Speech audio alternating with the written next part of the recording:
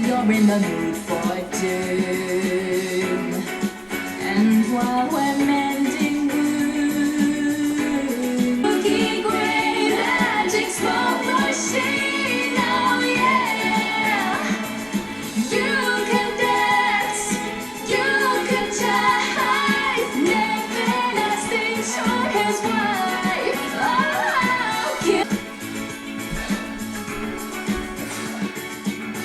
Oh, I am shattered.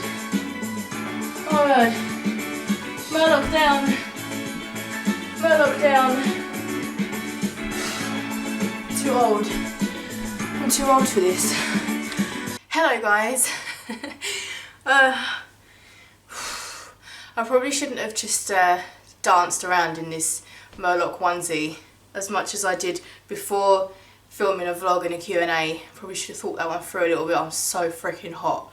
So hot. I'm a boiling Murloc right now. Perfect time to put the hood up then. Oh my god, where's Sharm? Who's took Sharm? That's just, it's me. It's just a hood. I'm alright, I'm in a onesie. So, don't know if you know, but I went to BLIZZCON. Oh, I still can't get over it. I still can't get over it. I'm not fully over it. I've got the con crud, so technically I'm not fully over it. But, oh my god. So, I knew for like 5 weeks. I think the last Q&A I did where I said, still haven't heard from BLIZZCON though. About 2 days after that, I got an email from them saying that I'd made it into the finalists, and I was just so, like, when I opened that email and read it, and they were like, yeah, like, come to BLIZZCON, I was shaking, screaming, laughing, crying, like, so excited, because it means so much to me. It's not, like, I've never been to a BLIZZCON before, so that was, like, mega in itself. And also, like, being a singer from home for, like, 9 years, it's been a crazy journey. It's been a really difficult journey, really, like, up and down, and this constant feeling of needing to prove myself all the time. And so I was so looking forward to being able to go to BLIZZCON and sing on stage and show people, like, how much it means to me. Like, it's not just getting up on stage in like a contest, or it was like my heart was up there, my heart was there on that stage, and it was incredible. So I'll tell you a bit about what happened. I feel like I'm going to forget so much stuff. So first of all, my onesie, right? So this is my onesie. I mean, you saw it in the video, but it's super cute. It's got, like, tendrils and everything, and there's a tail. And Ember and her partner got this. They got Ian and I, they surprised us with these onesies on, like, the last night, and in the background there, they got us one of those massive bags as well. I'll show you. I hope I'm not hiding anything behind that bag. No, good. But look how big it is. It's like, it's basically as big as a small human. Or a Murloc. It's just incredible.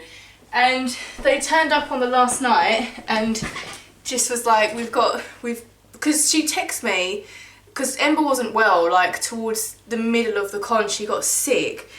And so she was, like, hanging around outside, and Chia and her partner and just a few of us were, like, hanging around inside watching the finals. Oh God, I really need to catch my breath. I've just been dancing around like a maniac. And Ember sent me a text and she was like, oh, I just got some gifts, like, for you, so, like, we'll meet outside at some point. So after the finals, not the Hearthstone finals, it was the Overwatch finals, it was incredible to watch it there, like, insane. We went outside and she came over with this bag and we was just like, oh my god, I can't believe you got us onesies. Like, I was just so, like, I was speechless. I was like, holy cow, what an amazing gifts. Like, and that night I went back up to my hotel room and I put it on. We got the most hilarious pictures. I might put them in if I'm brave. I've just been dancing around in it. I'm sure I can be brave and put them in. And I just passed out in it. It's so cozy. It's so comfortable, and I feel like a baller. I feel like a baller. A baller. I feel pretty cool in it. So I'm probably just gonna wear this for the rest of the day. I can't though, because I've got to go out. Who says I can't wear it out? So getting back to BLIZZCON, so obviously I met Ember and Chrissy and Chia, and I met some of my patrons, and I like Jay and so many people. I met my friend Sol there. It was just really surreal, but in an incredible way. And it's weird because like when you work from home and the majority of your friends are online, it gets lonely. It does get really lonely, and you just keep going, you keep pushing through. And then when you go, like for me, going to a convention like that, my first ever convention, and the fact that it was BLIZZCON, and I met all these people that I've sang with, that I've been friends with, that I've seen going through their life journeys through the years on YouTube. Like 9 years is a really freaking long time. And then to suddenly be in a room with them all, and we're hugging and we're talking, and like as soon as Chrissy and I walked up to each other, we was like, warlocks, damn we're hot and our deuce will never stop, we're going low, oh. And like to hear her voice singing, I was just like I'm gonna cry because it was incredible. And I think that BLIZZCON isn't just like a thing that you go to and everyone, like, there's all these cool announcements and stuff, and it's not just about the game. Like, you realise quite how much, like how many friendships that you actually have.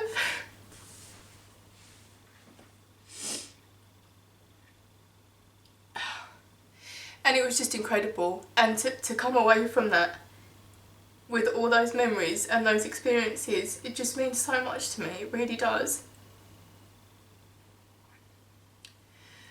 I'm so fucking hot. But it was absolutely insane. And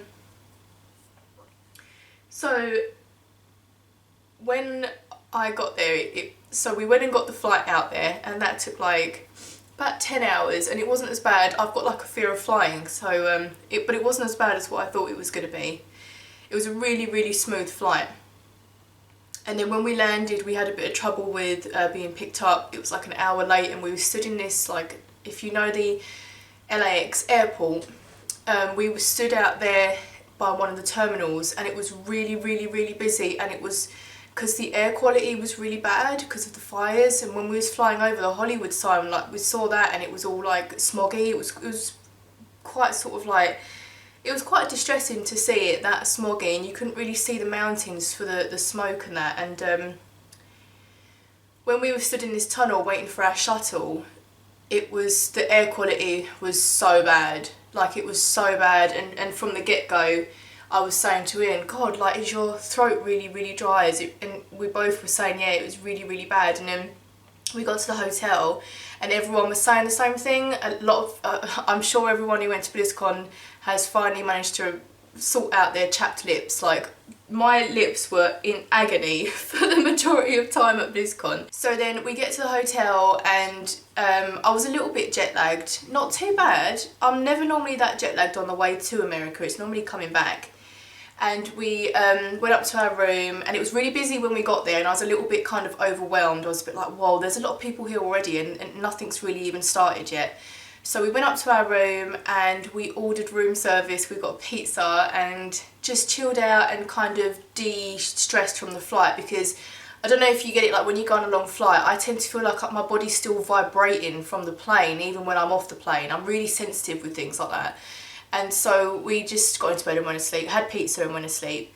And then the next morning we got room service again, and we had a breakfast, and it was like, the Americans know how to do food. They know. It was insane. I had porridge, which is, I normally have porridge every morning anyway. I thought my porridge was nice. I like to have porridge with cinnamon. I love cinnamon. I had their porridge, and I was like, what have I been eating? It tastes like I've been eating cardboard or something. The porridge that I had there was great. And then we went for a walkabout, and we met up with my friend Sol, and that was the day that I met Ember, and I'll never forget it. And like, every time I think about it, it just makes me, oh my God, it makes my heart. I had been so desperate I knew she was going to be there. I hadn't told anyone I was going to BLIZZCON. I wasn't allowed to say that I was performing. So I really wished I could have told you guys so bad. I wish I could have just put a tweet out or something and said like, I'm performing, please come and watch me, because after the fact there were so many people that were like, we were there, and had we known you was performing we would have come and watched it and cheered you on, but I couldn't say anything. But anyway, so I remember standing in the Hilton lobby and Emma walked past and I saw her and I was like, I literally shot up from my chair, I didn't say a word, and I walked over to her and I put my hand on her like shoulder, and she looked at me and I looked at her and she went, oh my god, and then we hugged and it was crazy, and it was just like, it was just, oh, they're like the best moments of life, like the best moments. And it was just incredible, absolutely incredible to finally see her, like these people that you know about and like you have connections with them online for years and years and years, and then finally you get to see them. And so that was incredible. And then that evening was my rehearsal, so I waited outside this hall, and I got to go in the convention like before anybody else with the rest of the acts, and I was all on my own and I was really nervous because I hadn't let it out, but I actually get really bad stage fright, and so probably should have practiced before I went to BLIZZCON, but I have this thing where when I get on stage I shake, and it doesn't matter what I do or how much I try and think to ground myself, my hands shake, and I don't know if you could see it, but during the rehearsal, so everyone was really, really lovely, and Bar you were really sweet and kind of took me under their wing because I was on my own, and then we Have No Fear turned up, and I was like, oh my god, it's Have No Fear, and I wasn't saying anything, I was just sat there like, and they went and sat down behind me, and I was like, oh my god, I can't believe they sat behind me, I was such a fangirl. And then I heard them going, Sharm's name's on the board, Sharm's name's on the board, and I turned around and I went, I could hear my name being said a lot, and then I went and sat with them and it was so cool. Oh, and they are the nicest guys, I cannot stress enough, they are the nicest guys, they really looked after me. And on the night of the live performance, I was freezing backstage. I had that black dress on and a tiny little like sheer shawl, and I was freezing, and that was adding to my shakes, and it was making me not be able to have any control over my voice. And they lent me their shirt and like said like I need it back for the performance, but it was the sweetest thing. They are guys. So back to rehearsal night. So then, oh god, they make you, they don't make you, you have to go, you don't have to, well you do. You go outside and they want to film the intro bit, you know, like at the start where I'm like, hi, I'm Sharm, I'm from the UK. And oh my god, it's so intimidating. They were lovely, all of the crew there was so professional and just so good to work with, it's great direction. But it was the first time that I'd had this, like this guy, you go to stand in this corner and this guy's got a huge camera, it's like the size of, like it's like the size of the moon. And what's the deal with the upwards angles though? Like, they had the camera like at my feet and were like lifting it up towards my chin, and I was like, this is not gonna look good. This ain't gonna look good on a wide screen. You're gonna see like all 5 of my double chins. And so anyway, that was like the worst part of it. I really didn't feel comfortable standing there on my own, trying to, I don't even know, like I just felt really uncomfortable. But I knew that it wasn't about that, it was about when I can get on stage and sing. So then I went out onto the stage, and I remember walking out there and there was no one there, just an empty room. And I was like, I have never felt like I belong somewhere so much in my entire life. I was still shaking, but my heart was home. My heart was like, this is it, Jen, this is what you wanted. This is your end game, and that's what you wanted, and you're gonna be able to do it now. And like when my song started playing, I was just like, shit in hell, like I can't believe this is my song, and I can't believe I'm about to sing it. And I sang, and the sound guys, whoever they were, wow, like as I was singing, I was listening to my voice coming back to me across the room, and they flicked something and it made it wider. Like I thought my voice was wide as it was, but then it went like triple million times stereo sound, and I was just blown away. I was like, wow, that's incredible, it sounds really, really good. And I really enjoyed the rehearsal and I felt really confident. And when I walked off, the guy was like, "You sure everything's okay? Can you hear yourself and everything?" I was like, "Yeah, yeah." And then when I went backstage, I remember thinking to myself, I could hear myself, but it was more like I could hear myself in the room, if that makes sense. Like, I've never sang on a stage before, so I had no idea what it was going to sound like. I had no idea how my voice was going to sound with this particular mic, whatever. So anyway, the next night came around, and it was performance night, and I had my necklace on and my earrings that I commissioned from Frenone. Big story behind that. So she was one of the people that I told that I was going to BLIZZCON. I know I was told that I wasn't allowed to tell anybody, but she kept it completely private, and I really, really wanted to commission a special piece of jewellery from her specifically for that performance, and she made me the most beautiful azurite necklace with matching earrings. She did it in like the quickest time ever, and it got lost in the mail, and I was like, oh my goodness. Like, we didn't have long to go until I was leaving. I think it was like a couple of weeks, and I was like, oh no. And she was chasing up the post office, I was chasing up the post office, and we was hashtagging case of the missing azurite, and it was like, where's the jewels? They've been stolen. Where's Professor Layton when you need him?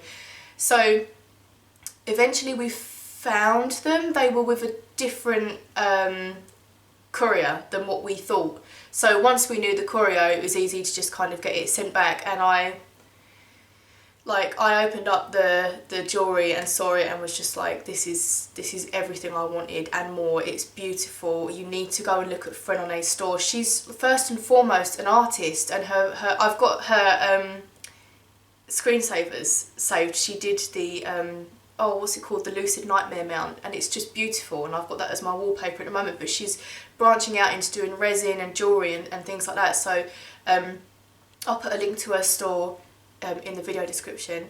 So the live performance night, when everything was happening, I was backstage. I had no idea who was going to be presenting. I had no idea who the judges were.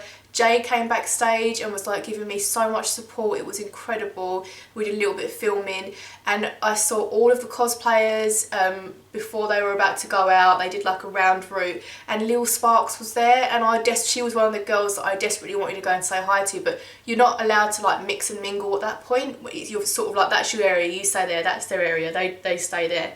And I remember Have No Fear went out on stage, and then they came and said, right, we want to get you ready now. And I went and stood up backstage on my own and was like trying to practice. And I was just really 5 weeks of being in the zone for this one performance. 5 weeks of just every day train.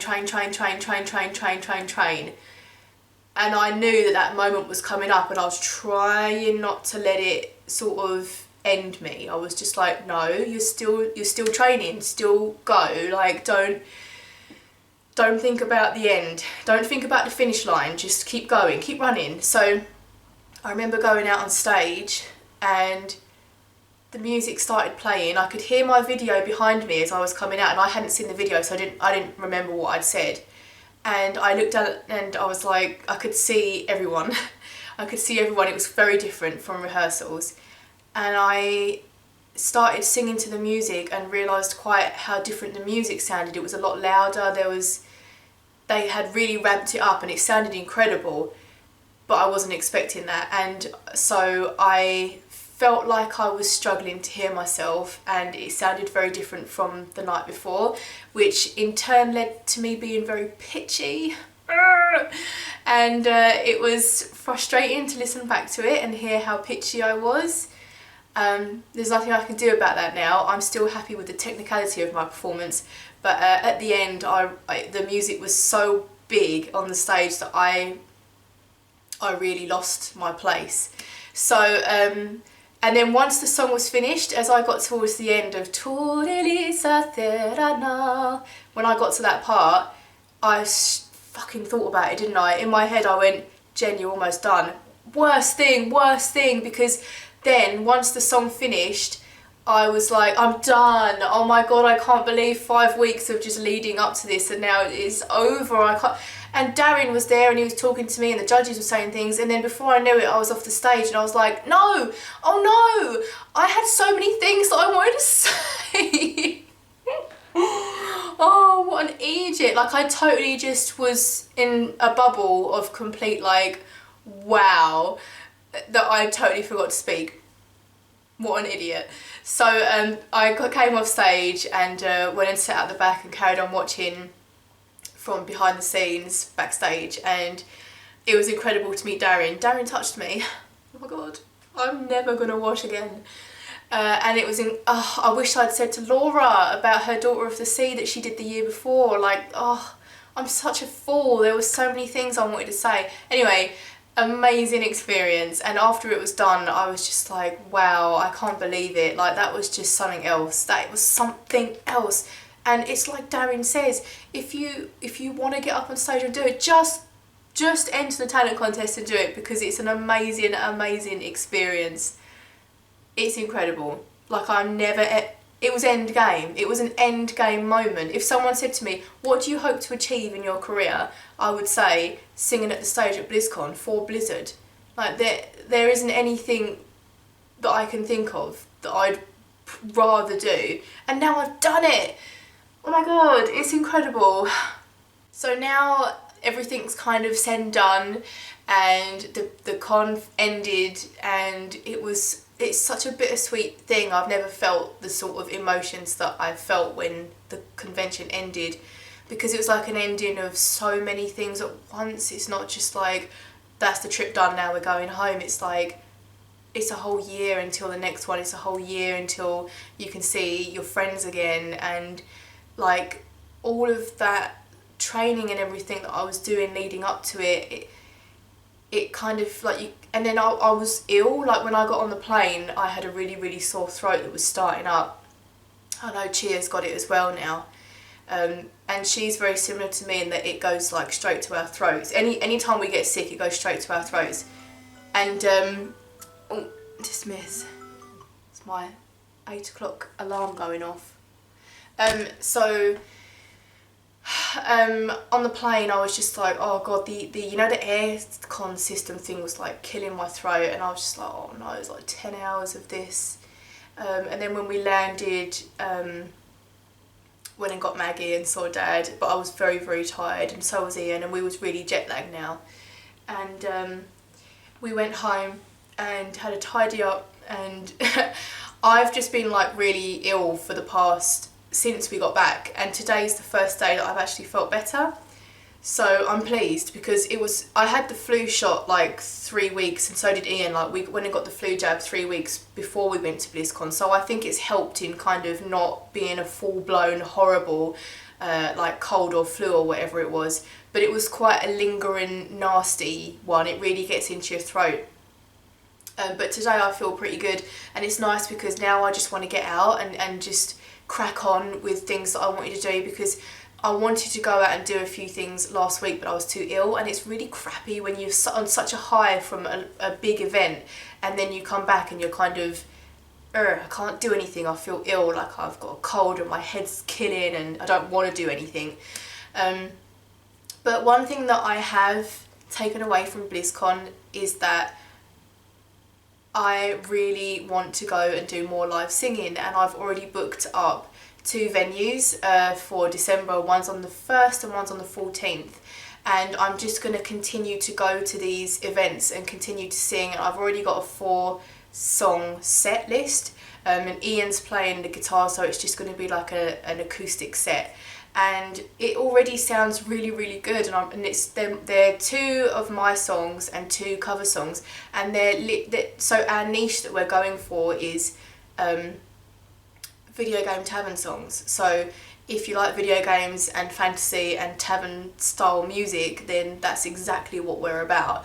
And Ian's already working on a Diablo song, which it's so good. I'm really excited for it. And he used to be a songwriter for the band he was in before, so it just ties in really well. And it's kind of annoying that it's taken us 13 years of a relationship to get to a point where it's like, can we please start learning songs together so that we can go out and perform?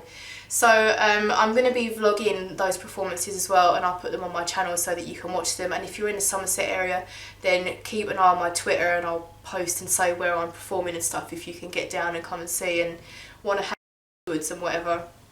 But I'm just so stoked from BLIZZCON, and I can't thank everybody enough for getting me there, like not just the Blizzard staff, but my patrons, my viewers, you. Like, I got up on that stage because of encouragement and support from you guys, so like I'm just so grateful, and I can't put it into words. Like, I can't put into words how it felt to go up on that stage and know how many people were rooting for me that I've never met before, people across the world. And it's an incredible feeling, and like, thank you doesn't cover it, but I hope you know that I am truly, truly thankful for being able to get up on that stage and sing because of you guys putting me up there. So thank you so much. Oh, so hot. I need to get out. I need to record the Q&A though. I think I might need to get out of this first.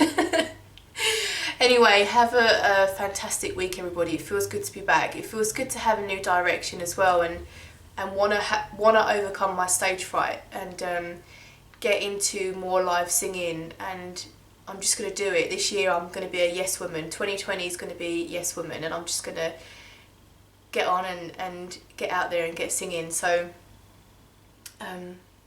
yeah, have a wonderful week, everybody, and I will see you in a couple of weeks for the monthly Q&A. Bye.